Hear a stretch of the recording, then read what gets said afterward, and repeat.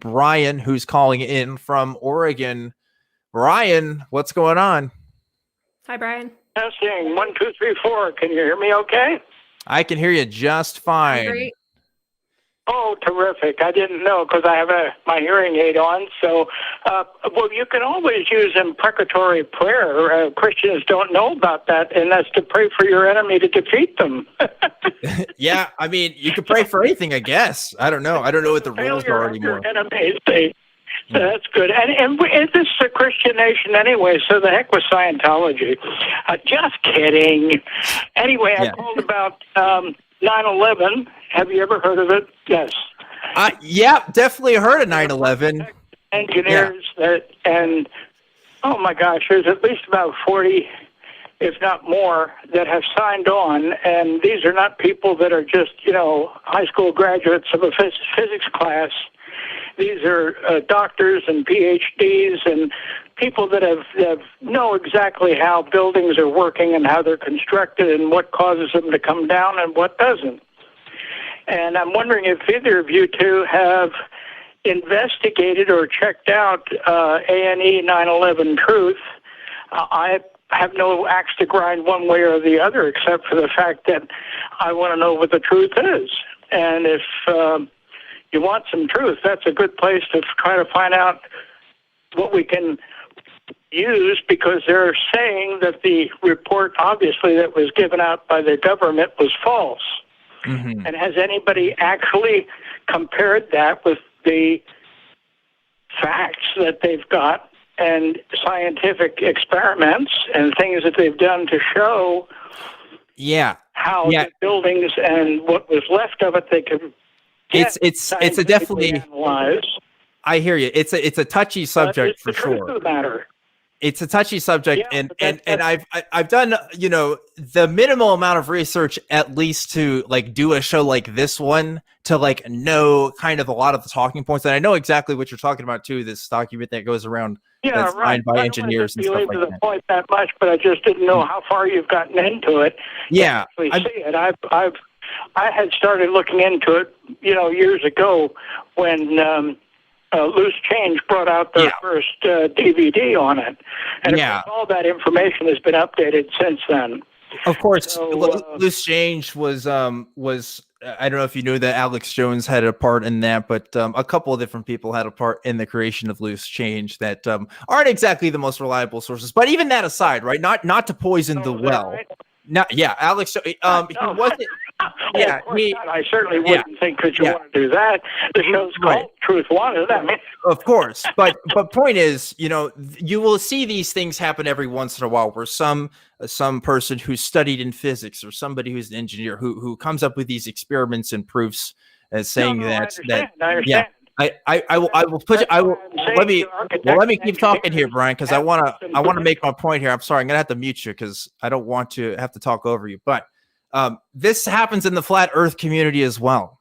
It's not as big, obviously, because 9/11 I think is a much more kind of serious and topic of interest to people than the flat earth stuff. But you find anybody on earth with a degree and they're going to believe something somebody out there is going to believe something different from the mainstream, but you can always find people that will believe that. And it is true that, our government sometimes doesn't always report exactly what happens correctly all the time. And that's true for pretty much any world government ever. I don't think I have to prove that in any sense. I think there's enough evidence that sometimes governments lie to their people. That just happens. In this particular instance, there's a lot of factors at play here that the official theory and the official ideas of what exactly happened on the events of 9/11 seem to be the most plausible explanation based on the facts and the data that we know. And go ahead, Lauren. You want to talk about it? And I think, with all of these different conspiracy theories that have built up over the last 20 or so years around this, I think, the more that we kind of speculate on that, or, admittedly, I'm sure for some people be entertained by all those conspiracy theories, the more we're taking away from the victims and their families of 9/11 and taking the attention away from that. And If you want my opinion, I personally don't think that there's sufficient evidence to believe anything other than what we were told, by the mainstream media and by the government at the time. Like Dan said, do I think that every major organization and every government covers things up? Sure, but I don't have a reason to believe that this was anything other than an attack by a foreign country. And, I have my own issues with how things were handled after the fact, but, I think the event is what we were told it was when it happened. Yeah. And again, like we could talk, like there's the problem with talking about 9/11 conspiracy theories in particular is there's a lot to them. Like there's like a dozen different ideas. Some of it was that it was an insurance fraud. Some of it was that it was a precursor to creating a surveillance state. Like there's a lot of individual rabbit holes that people go and take this, and these communities online obviously have been talking about it for a long time, and it tends to percolate into our modern culture today. But some of it has really dark roots too. Some of it isn't people necessarily trying to figure out the truth, because when you look at some of these theories, you realize, oh, there's anti-Semitism in a lot of this stuff. There is Muslim bigotry in some of this stuff. And I don't mean like, obviously, we're not super fan. I don't think either of us are super big fans of Islam, but the people who report in this stuff, they just tend to not like brown people. Like they don't like people who, look different from them. So like it can get really messy when you want to know the truth about this stuff, because you meet some people who say that they want the truth, but really they just want to spit their own ideas about this stuff. So when it comes to the 9/11 thing, like there is enough information out there to believe with, a reasonable belief that what we know about the situation, what's commonly known about it now, is the truth. But that's all I can talk about it with right now. But anyway, I'll go ahead and end the call there, because I don't know where else really to go with that other than, that's what I think about it.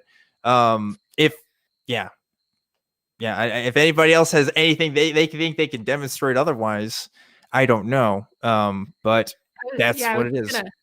I was just going to quickly add that I think it's just as harmful. The conspiracies about 9/11 or the theories about it are just as harmful as like false flag conspiracy theories, where they say, all mass shootings are fake or staged by the government, things like that. Like all of that falls under that same umbrella, or even conspiracy theories around COVID.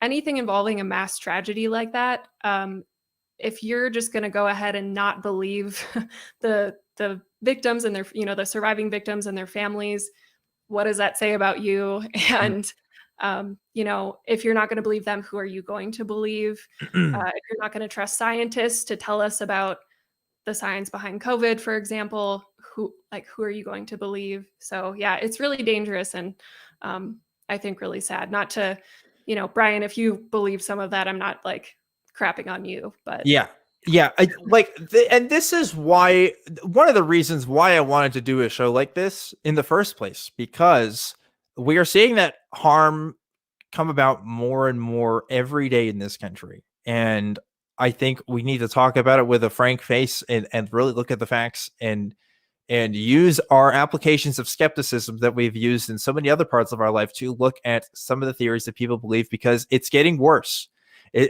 More and more people are believing in conspiracies in this country. We have statistics that demonstrate that. And if you don't believe me off the top of my head, look at the QAnon stuff.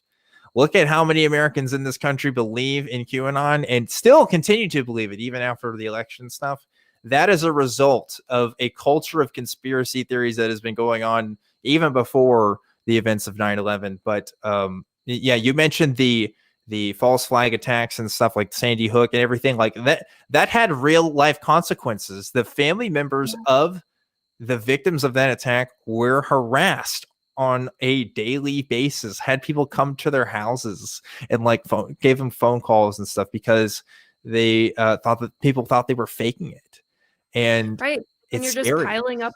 Then you're just piling up on the victims. You're adding to the numbers of victims because now you have emotional victims. And then, yeah, it's just a whole ugly cycle. And then also, if you're going to believe all these conspiracy theories, I feel like it just eats away at your compassion. Like you're just not able to really feel anything when other people are going through hard times or going through tragedies. So your empathy is going to be lowered if you think that the person you're talking to is a part of the deep state or is secretly a reptilian, if you're following the David Icke sort of train of thought, or if like you think they're a globalist, you know, Hillary Clinton, George Soros types. Like suddenly they become these arch villains for people, and it's easier to look at it in a black and white sense than it is to take the nuances of what it is, where it's like, yeah, these are people that have probably done bad things, but like aren't, you know, the villains from a comic book, you know. Right. Exactly. So yeah.